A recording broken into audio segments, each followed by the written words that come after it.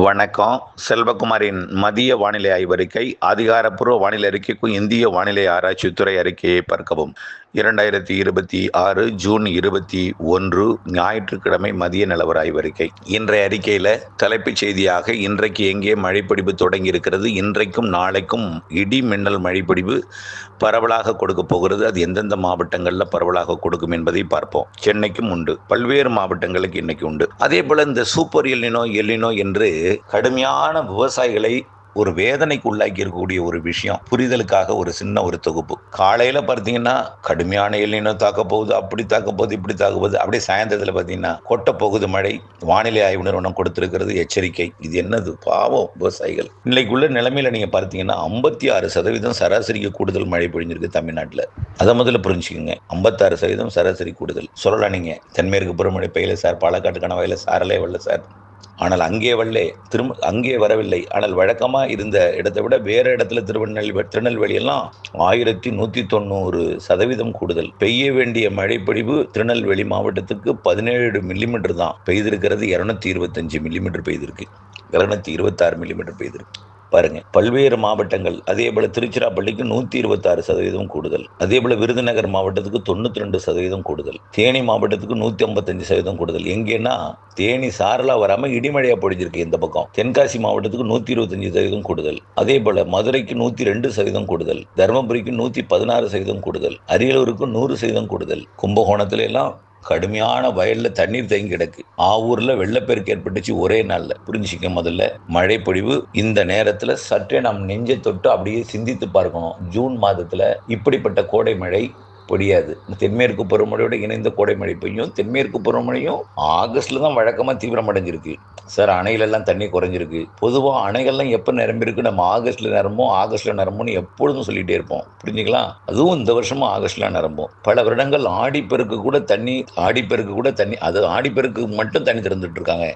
ஆடிப்பெருக்குன்னா எப்போ?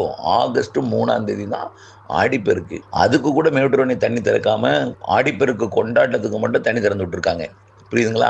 இந்த வருடம் வந்ததில்லை. இது எப்பவும் இருக்கக்கூடிய வழக்கமான ஒன்று தான். இருந்தாலும் பாவம், இவ்வளவு போட்டு ஒரு நாளைக்கு எத்தனை ஒரு மக்கள் அப்படியே கால் பண்ணிட்டே இருக்கீங்க. எனக்கு உங்களுக்கு விளக்கம் சொல்லி புரிய வச்சு உங்களுடைய சமாதானப்படுத்துவதற்கு என்னால் முடியவே இல்லை. ஆனால் வானிலை அறிக்கையில் நம்ம தினமும் விளக்கம் கொடுத்துட்டு தான் இருக்கோம். ஆனால் அவர்கள் அந்த வானிலை அறிக்கையை பார்க்காம இப்படிப்பட்ட இந்த பக்க விளைவுகள் ஏற்படுத்தக்கூடிய, மன வேதனை ஏற்படுத்தக்கூடிய இந்த செய்திகளை பார்த்து நல்லா பாருங்க. காலையில் என்ன போடுறாங்க, இன்னைக்கு 8 நாள்ல தாக்கம் ஆரம்பிக்க போகுது அப்படிங்கிறாங்க. அதே நேரத்தில் சாயந்தரம் என்ன போது மழைங்கிறாங்க. 8 நாள்ல தாங்க பருவமழையை தீவிரமடைய போது. 28ஆம் தேதி தீவிரமடையும் பருவமழை. மும்பைக்கெல்லாம் மழை இல்லை, வத்தி போயிருக்கு. ஏரிக்கு குடிநீர் தண்ணி இல்லை, மும்பைக்கு தண்ணீர் வற்றிருக்குன்னு சொன்னாங்க.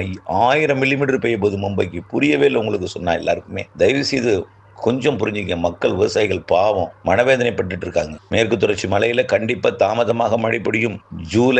ஜூன் இறுதி வாரத்துல, இறுதி நாட்கள்ல பருவமழை தீவிரமடையும். ஜூலைல தீவிரம் இருக்கும். ஆனால் இடையில கொஞ்சம் கேப் விட்டாலும் ஜூலை 15க்கு மேலும் தீவிரமடையும் சொல்லியிருக்கிறோம். ஆகஸ்ட்ல ஒரு 5 நாள் கேப் இருக்கும். ஆகஸ்ட் 15க்கு மேல மிகவும் தீவிரமா இருக்கும்னு சொல்லியிருக்கோம். செப்டம்பர் அதிக தீவிரம் இருக்கும். அக்டோபர்லயும் தீவிரம் இருக்கும்னு சொல்லியிருக்கிறோம். தென்மேற்கு பருவமழை இன்றைக்கு நிலைமையில ஆந்திர பிரதேசத்தை ஒட்டி, அதாவது சென்னையை ஒட்டி, தமிழ்நாடு ஆந்திர பிரதேசத்தை ஒட்டி, தமிழ்நாடு எல்லையை ஒட்டி, அதாவது விசாகப்பட்டினத்துக்கும் நெல்லூருக்கும் இடைப்பட்ட மத்தியில, அதாவது மசூலிப்பட்டினத்தை ஒட்டிய பகுதியில காற்று சுழற்சி ஏற்பட போகுது.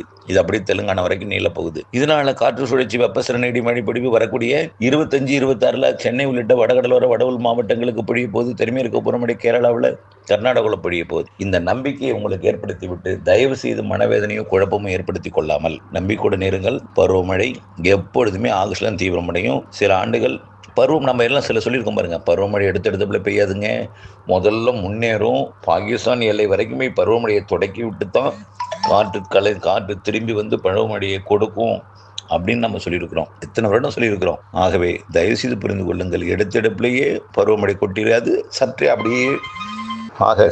கொஞ்சம் நீங்க நினைச்சு பார்க்கணும். பருவமழை எப்பொழுதுமே தொடங்கின உடனே கொட்டி தீர்த்துறாது. சார் பருவமழை எப்போ சார் தீவிரமடையும் கேட்டுருக்கீங்க பல வருஷம். அணை எப்போ நிறையும், அமராவதி எப்போ நிறையும், பரம்பிக்குளம் எப்போ நிறையும், எவ்வளவு நாள் கேட்டிருக்கீங்க.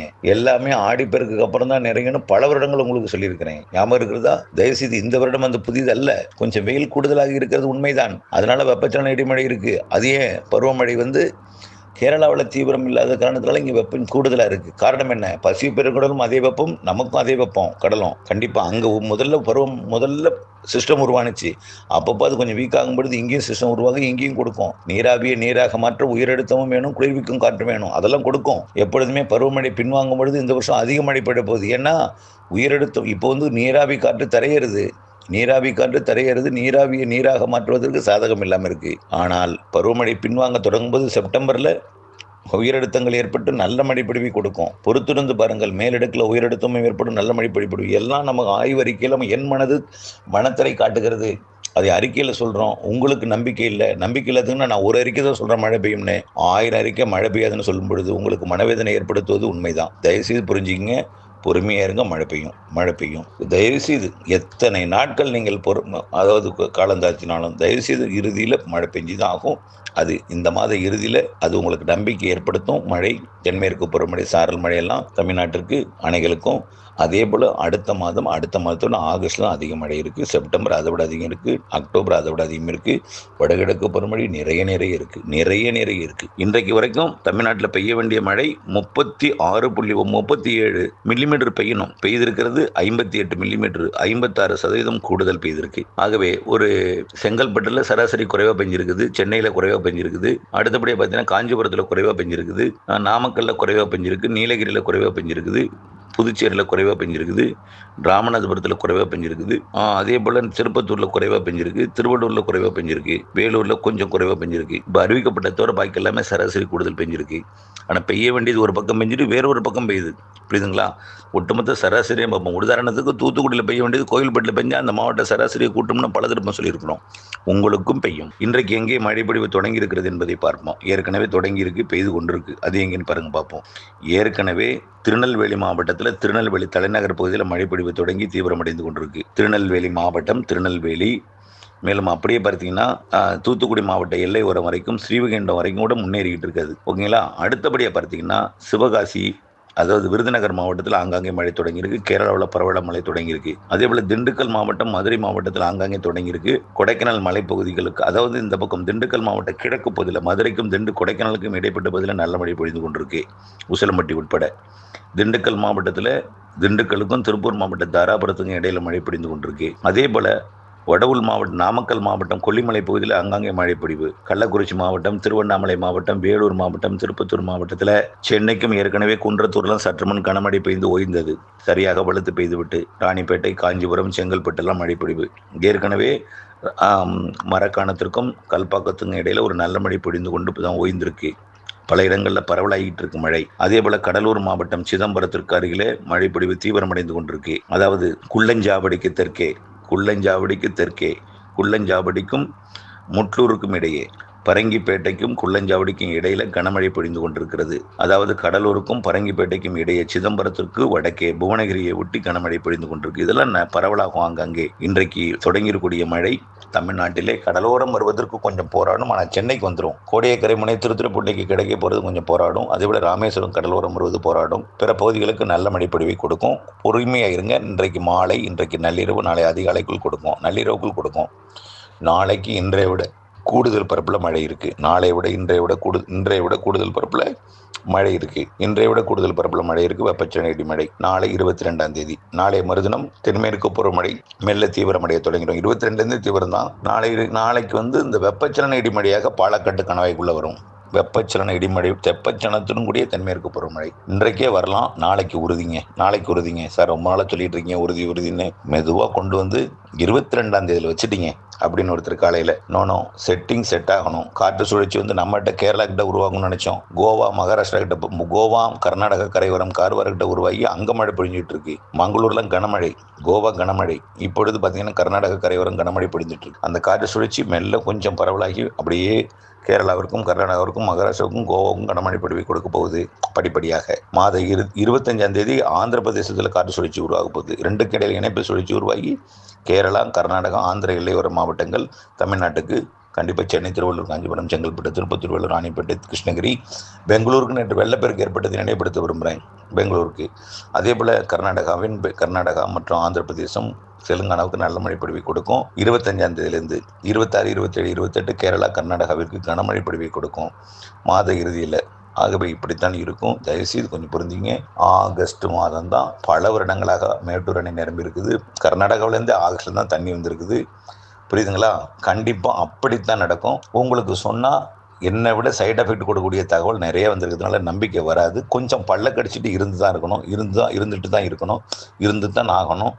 நான் எவ்வளோ சொன்னாலும் உங்களுக்கு நம்பிக்கை வராது. வரக்கூடிய வாரங்களிலே, வரக்கூடிய மாதங்களிலே கண்டிப்பாக ஆகஸ்ட் இறுதியிலெல்லாம் அணைகள் நிரம்பும் போது, ஆகஸ்ட் இறுதியில் அணைகள் நிரம்பும் போது, செப்டம்பரில் கண்டிப்பாக உபரி நீர் திறக்கும் பொழுது, அக்டோபரில் நிறைய மழைப்பொழிவை கொடுக்கும் பொழுது உங்களுக்கு புரிதல் வரும். இந்த ஆண்டு வடகிழக்கு பருவமழை தென்னிந்தியாவிற்கே நிறைய மழைப்பொழிவை கொடுக்க போகுது. ஸ்ட்ராங் சிஸ்டம் இருக்குது, வலுவான சிஸ்டம் இல்லைன்னா கூட வலுவான சிஸ்டம் இருக்குது, சிறு நிகழ்வும் அதிக மழை தரும்னு சொல்லிட்டே இருக்கோம். புரியுதுங்களா? தயவுசெய்து இந்த ஆண்டு எல்னினோ பாதிப்பு இல்லை. எல்னினோவே பசிபிக் பெருங்கடலில் இருந்தாலும் அது பசிபிக் பெருங்கடல் இருக்குது. அதே அளவுக்கு வெப்பம் இந்திய பெருங்கடல் இருக்குது.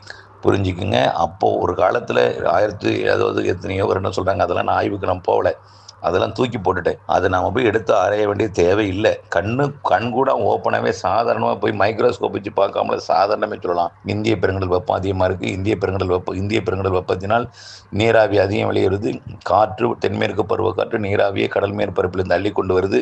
மழையில் மோதுன்னு மழை பொழிவை கொடுக்கும். மலையில் உள்ள மரங்கள் குளிர்விக்கும், உயிரிழத்தங்கள் குளிர்விக்கும். இதெல்லாம் எதிர்காலத்தில் கண்டிப்பாக அது உங்களுக்கு நிரூபிக்கும். தயவுசெய்து பொறுத்திருங்கள், பயம் வேண்டாம். ஆனால் நாம் நினைக்கும் பொழுது அது பெய்யாது. அது கொடுக்கும் பொழுது நாம் சேமித்து வைத்து பயன்படுத்த வேண்டும். ஆகவே தெளிச்சிட்டு முளைக்கலையே காணுமே கூடாது. சில நேரத்தில் தெளிப்பீங்க, கொஞ்சமாக மழை பெஞ்சிடும், பாதி முளைச்சி பாதி முளைக்காம போயிடும். சில நேரத்தில் கொட்டி எடுத்துரும். எப்படி ஆவூரில் 14 சென்டிமீட்டர் குறைஞ்சி எவ்வளோ வயல்லாம் தண்ணீர், வெற்றிலை கொடிகள்லாம் பாதிப்பு ஏற்பட்டது. கும்பகோணம் கொழுந்து வத்தலைக்கு புகழ்பெற்ற கோவிந்தக்குடியில் அவ்வளோ மழை கொட்டி எடுத்திருக்கு. ஆகவே இவ்வளவெல்லாம் பாதிப்பு ஏற்படுத்தக்கூடிய இந்த மழை இன்னும் பல மாவட்டங்களில் இருக்கிறது. இன்றைக்கு வரைக்கும் நேற்றைக்கு 59% கூடுதல் மழை பொழிந்திருக்கு. நேற்று வரைக்குமே. இன்றைக்கு 66, நேற்று கொஞ்சம் பரவல் வந்து 56 இருக்கு. ஆகவே கண்டிப்பாக மழைப்பொழிவு கொடுக்கும். நம்பிக்கையுடன் இருங்கள். இன்றைய மழைப்பொழிவு கடலோர மாவட்டங்களுக்கு வந்துடும். கடல் ஓரம் கொடுக்க போராடும். ஆனால் நாளை கடல் ஓரமும் கொடுக்கும், பாலக்காட்டு கணவாயிலும் கொடுக்கும், ஆரல்வாய்மொழி கணவாயிலும், ஆரியங்காவு கணவாயிலும் பெரும்பாலான இடங்களில் நாளைக்கு மாலை இரவில் மழைப்பொழிவு இருக்கிறது என்பதையும், வரக்கூடிய நாட்கள் தென்மேற்கு பருவமழை தீவிரமடையும் என்பதையும், ஆனால் மாத இறுதியில் தீவிரமடையக்கூடிய அந்த தென்மேற்கு மழை உங்களுக்கு முழு நம்பிக்கை கொடுக்காது. என்றைக்கு அணை நிரம்புதோ அன்றைக்கு தான் உங்களுக்கு முழு நம்பிக்கை கொடுக்கும். அந்த நாள் கண்டிப்பாக ஜூலை, ஆகஸ்ட் இறுதியில் கிடைக்கும்.